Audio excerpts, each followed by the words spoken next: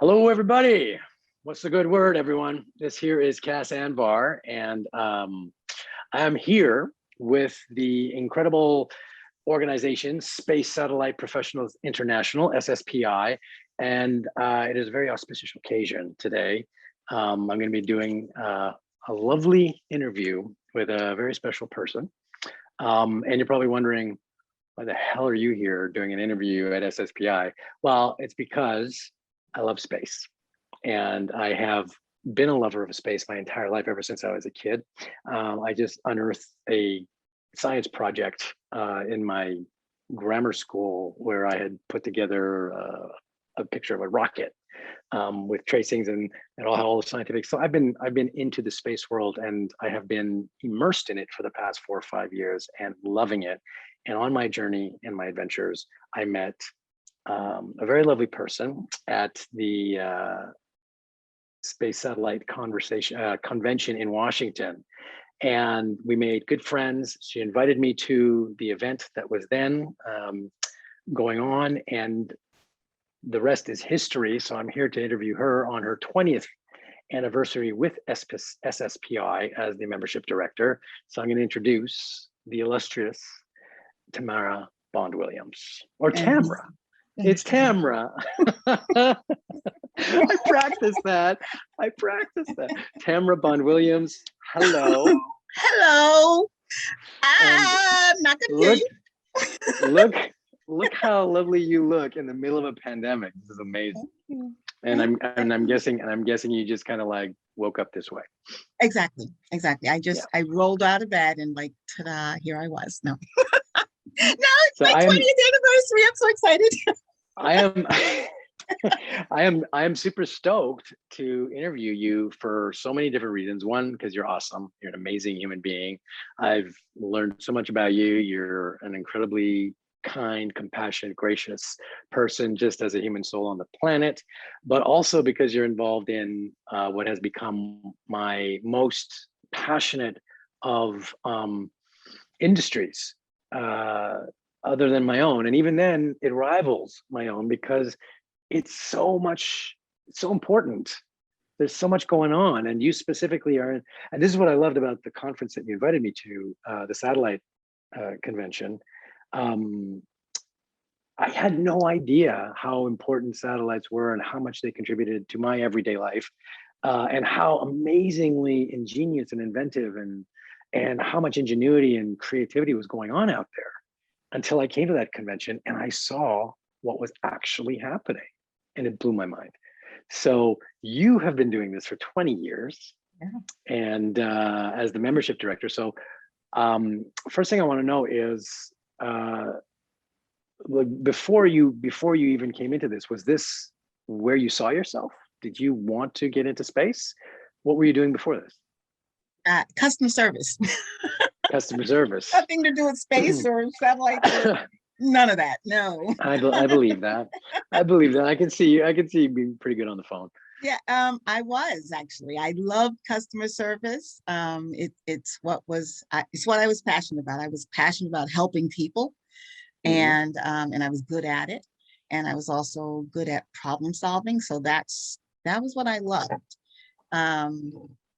Did you have a science background? Did you come with any science, like as a passion or a love or anything?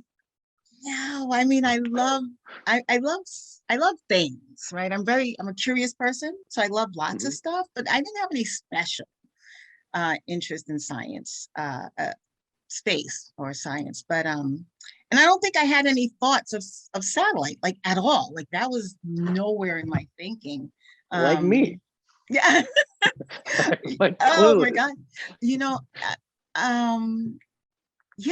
and I'm kind of identifying with two things you said in your introduction. I'm remembering, speaking of space, I did a science project that I got like first prize in my science project. And it was a working solar system. Oh my goodness, that's very sophisticated. Was it to scale? The planets were to scale, nothing else was, because it was just nowadays people don't know these things, but it was a record player. Only a I nerd would built ask it that on the question. record player and it went around. And the Okay. only thing that the science teacher told me was that actually almost all of the planets were moving in the wrong direction because Because it was going clockwise.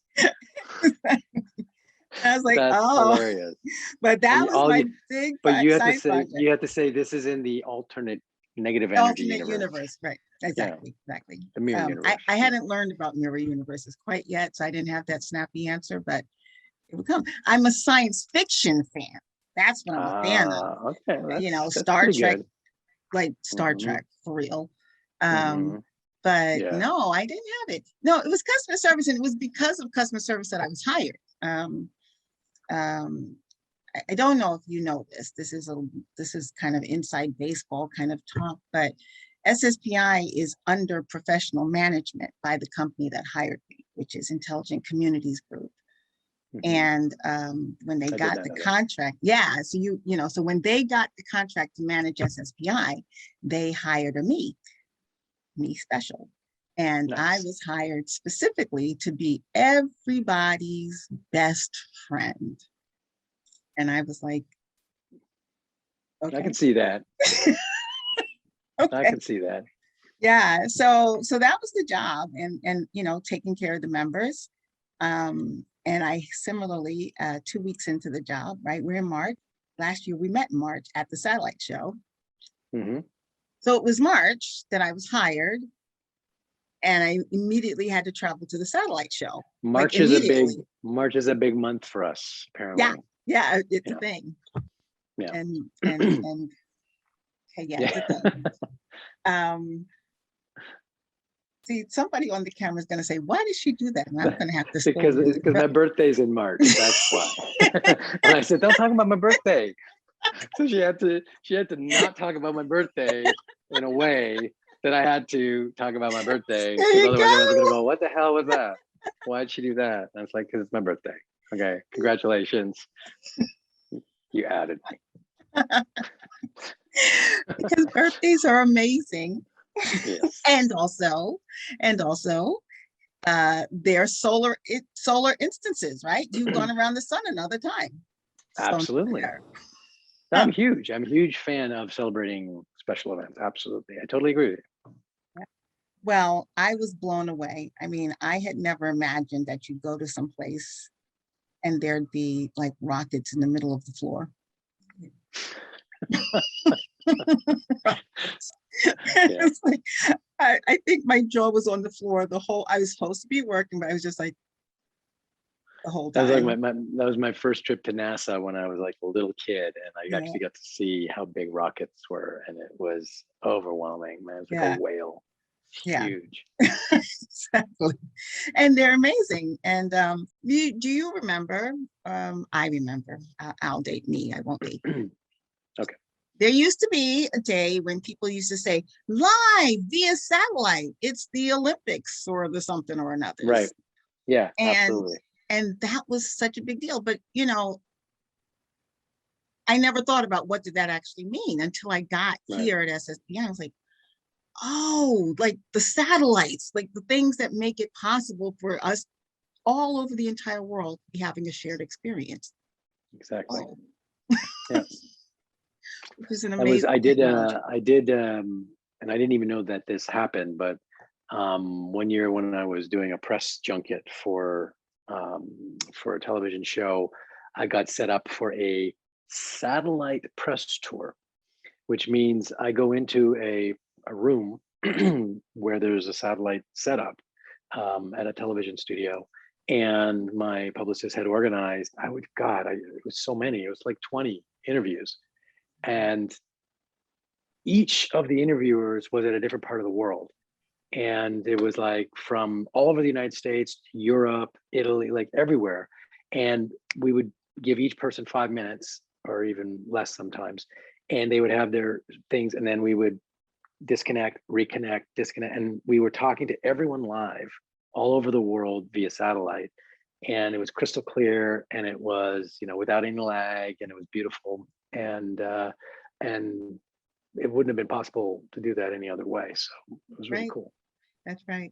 Yeah, that's the magic of satellite, is that our universe gets super small and we get connected as human beings because we now can be.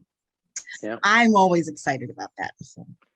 And what is SSPI trying to, like, is it a gathering place of like-minded people? Do you have a specific, like, your mandate? What would it be? Like, what are you trying to accomplish with this gathering of all these incredibly intelligent and talented people? Mm-hmm. Well, it's a professional association. So the goal of any professional association is to develop the talent within the industry. So we, like I said, from the beginning of your career, even as a student, with providing scholarships and trying to attract students into the industry, and then encouraging the industry itself to develop itself, right? To develop internal leadership. But the other thing is, like I said, that live via satellite used to be advertisement for the satellite industry, and it doesn't really exist. Like, nobody says that anymore. That language is not used in television anymore. It's kind of commonplace now. Yes. And so, but with that, there's a competitive pressure on the industry because there's other ways to get data from point A to point B. There's fiber, optics and so forth. And so to make sure that people understand the value of satellite and the ways in which the satellite cannot be duplicated, we have a campaign, our Better Satellite World campaign, where we just keep telling the industry story. What was your dream as before you got into this? Because this has obviously consumed the major part of your life and you clearly love it. What did you see yourself being? Like, I wanted to be a fireman and a veterinarian. And what did you envisage for yourself? Did you see yourself in this industry? Did science really kind of draw you? Where did you see yourself when you were growing up? Are you gonna really make me tell that tale? Really? Oh yeah, I know. Oh yeah. This is the 20th anniversary of Tamara Williams. We got to know where this woman is from. I wanted to be a surgeon. Oh, that's awesome. What inspired that? What inspired it was I don't know, one of those shows like 60 Minutes or something like that. And it was an awful thing. It was a guy who got shot like about 7 times in the liver. Okay. And this was on television, and they took us into the emergency room and showed them actually taking the guy's liver out of his body and removing the bullets and then putting the liver back in his body. And I thought that I was supposed to be like squeamish about this. I was like, but I was fascinated. I was like, that's a thing you can do? What? Wow. And so that would have been hard for me to watch. I loved it. I was so excited. And if I had better memorization skills and maybe a little bit better coaching, I might not have ever made it into the satellite industry. I would have been off into another calling as a world-class surgeon.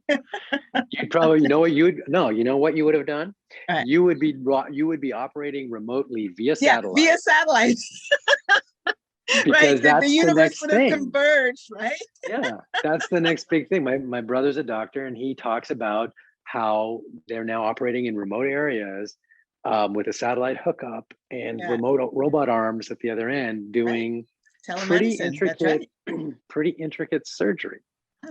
Yeah, and teaching other doctors how to do it, and coaching other doctors. It again, our planet gets smaller with satellites, and yes, that it could have been me.